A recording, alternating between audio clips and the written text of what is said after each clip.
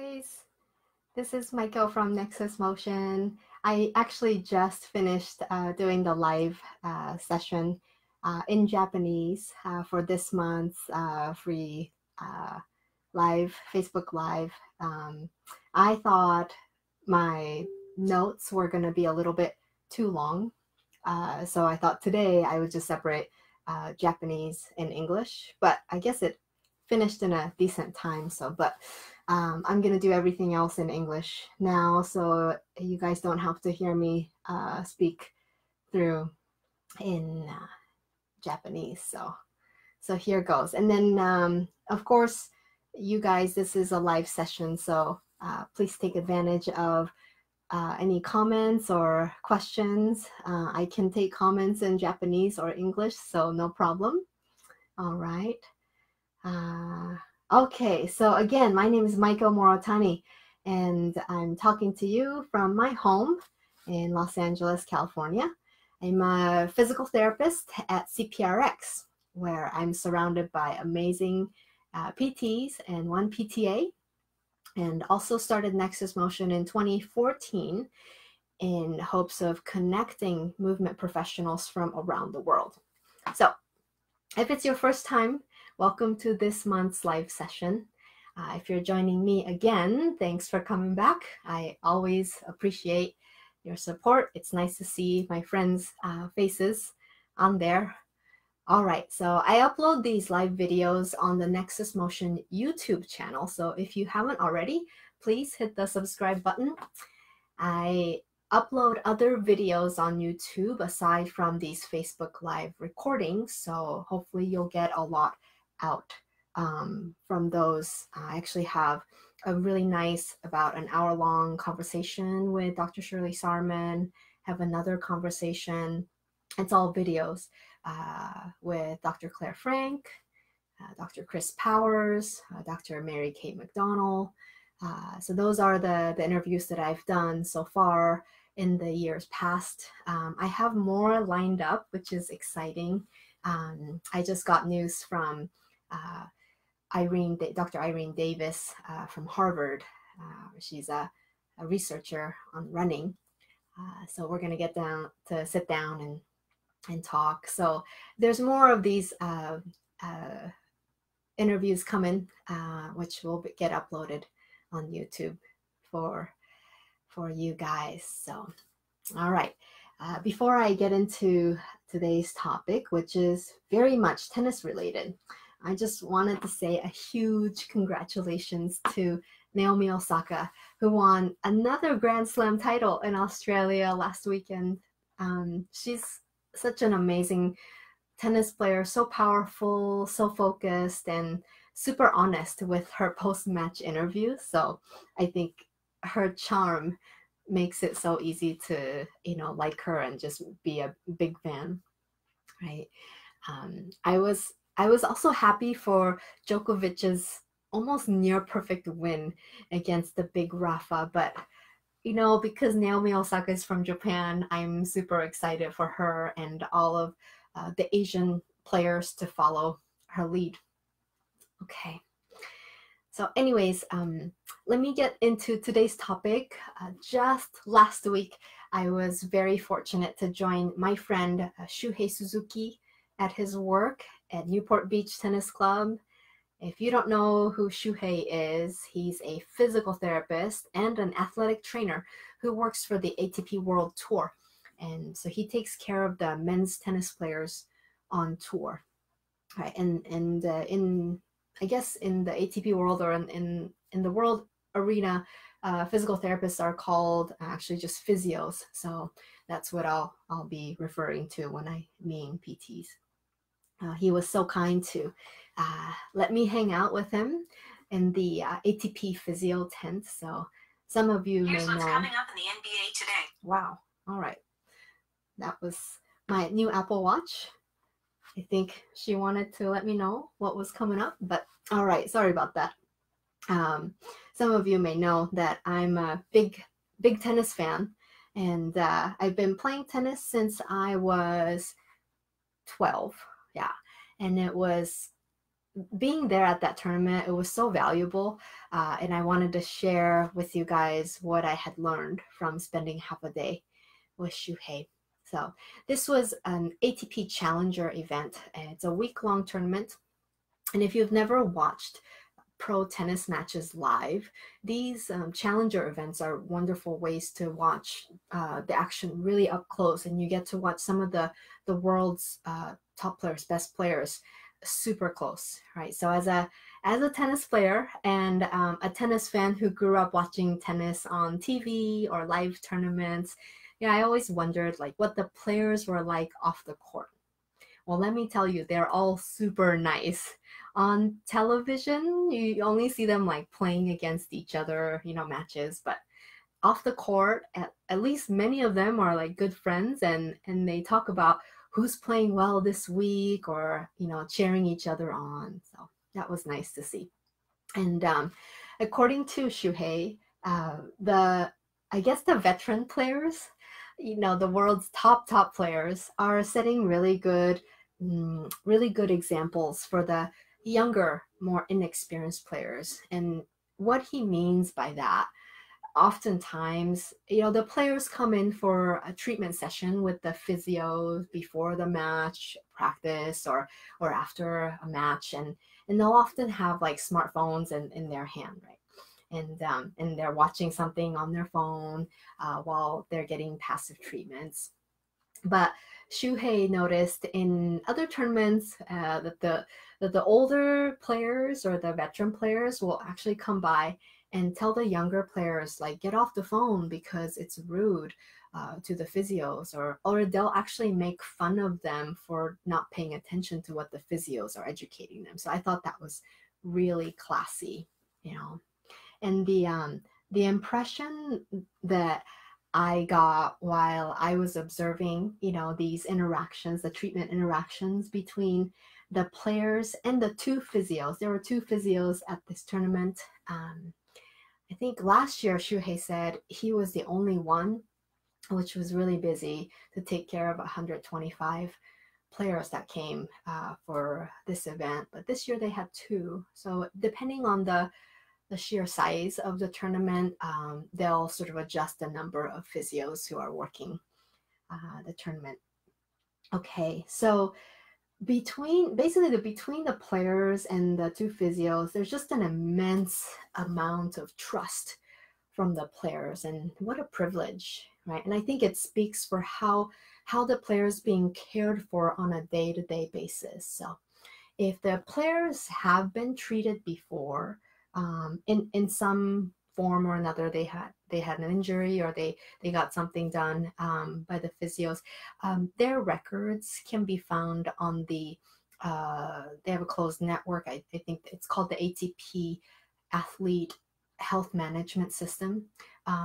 So Shuhei or any of the physios, they're able to kind of like log in and see, oh, this player had this done, and he's doing better here, and all of these records are kept there.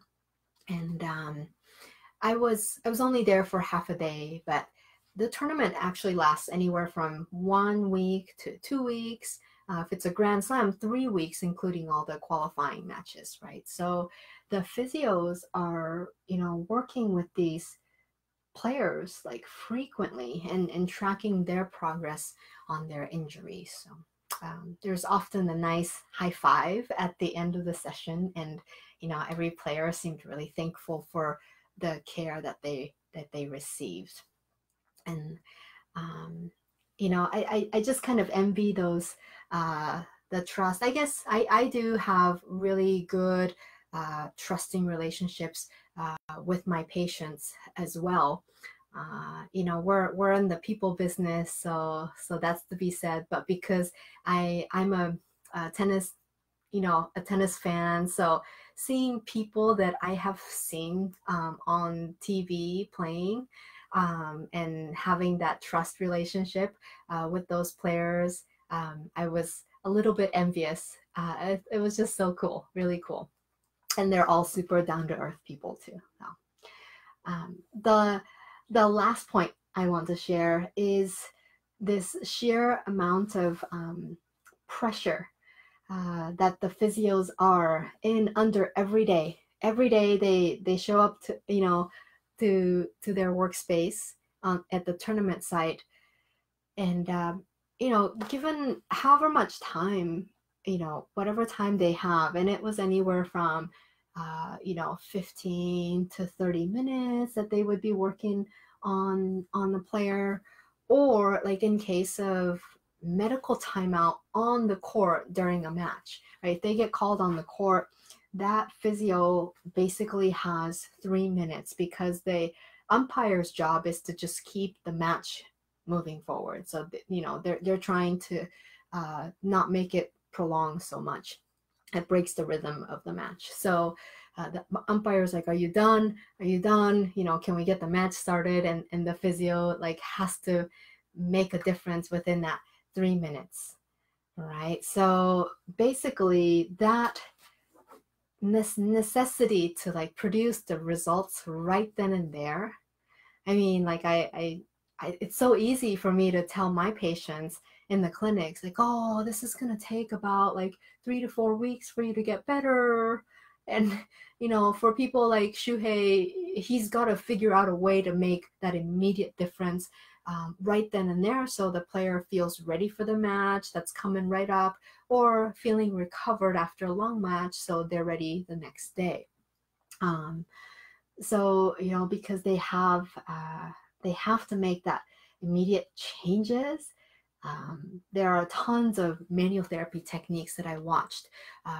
Shuhei has so many tools up his sleeves, and he also has to tape a lot of the players' ankles.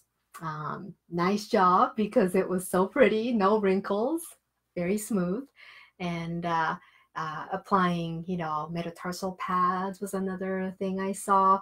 And they also said at times they used dry needling.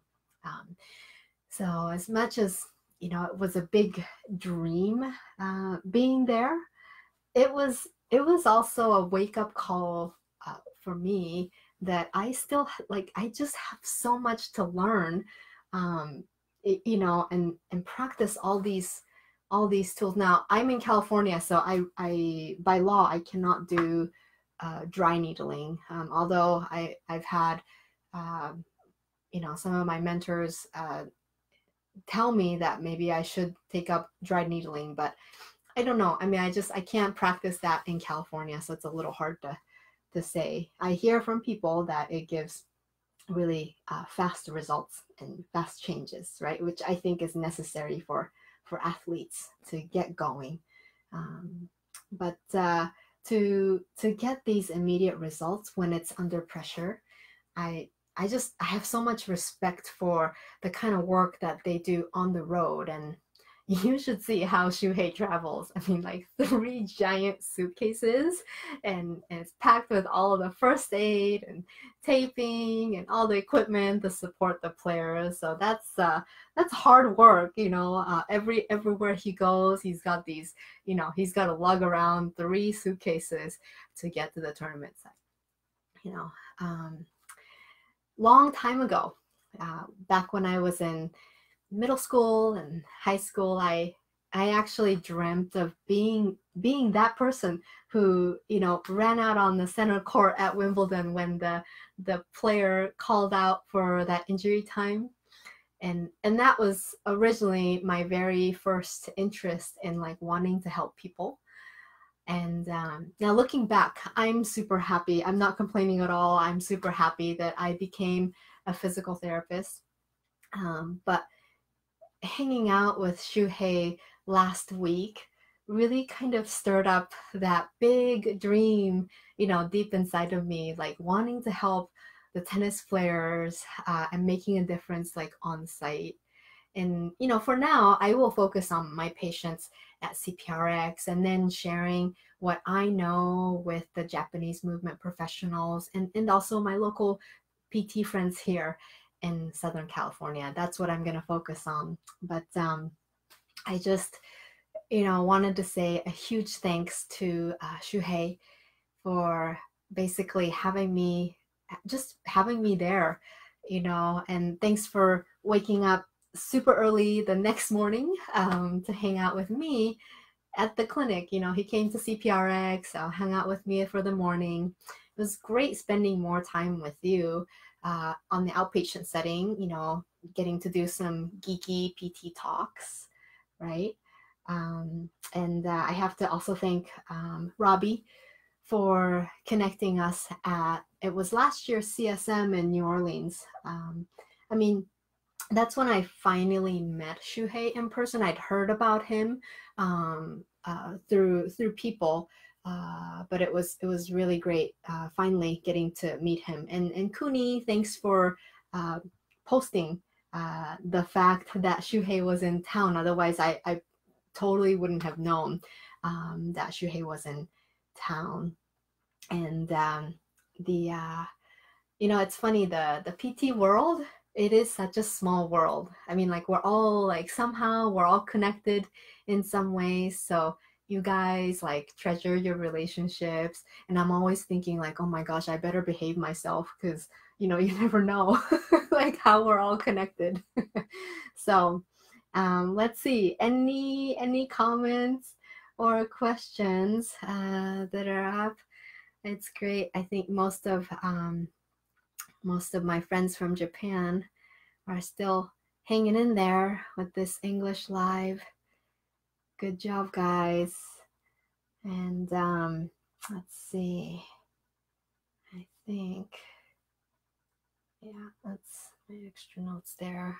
Good. So I would, if you guys are seeing this live or later on, would love some comments on this. I have a little new setup. I'm using a different camera. I don't know if you can tell.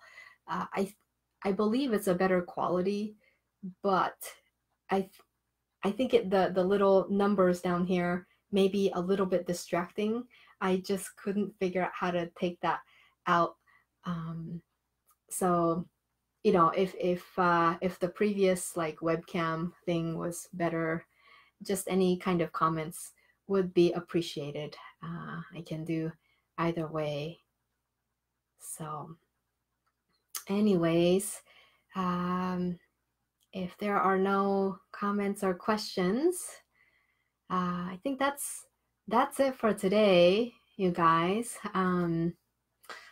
You know, we'll be seeing you next month. I will make another post on Facebook about when I'm gonna do the live session again in March.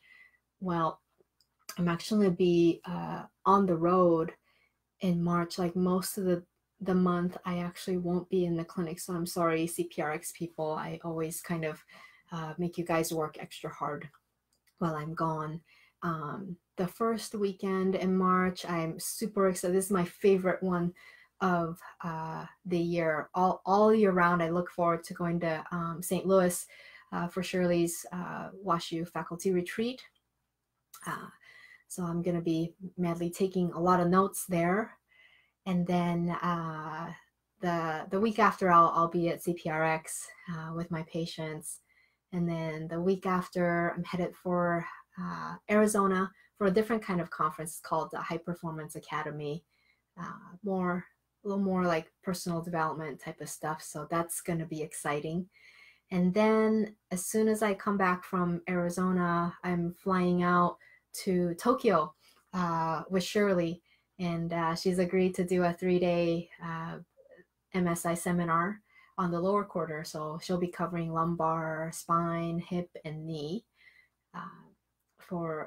I think I want to say I have about like at least 170 people signed up for this event. It's a huge venue. I wanted as many people to hear her speak, so made that arrangement happen, and it's gonna be a big party over there in Tokyo. So I'm super excited to bring her over there, and also getting to sightsee Tokyo a little bit with her. So yeah, Thank you, Kuruma Sensei. I know you're gonna be at the front seat, right? Yes, front seat's very valuable.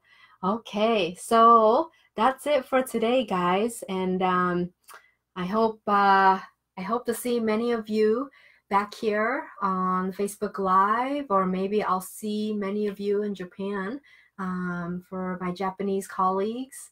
And you guys, the motto for Nexus Motion is move better and live better. So hopefully everything's going well for you guys, and we'll see you next month. Okay, bye-bye.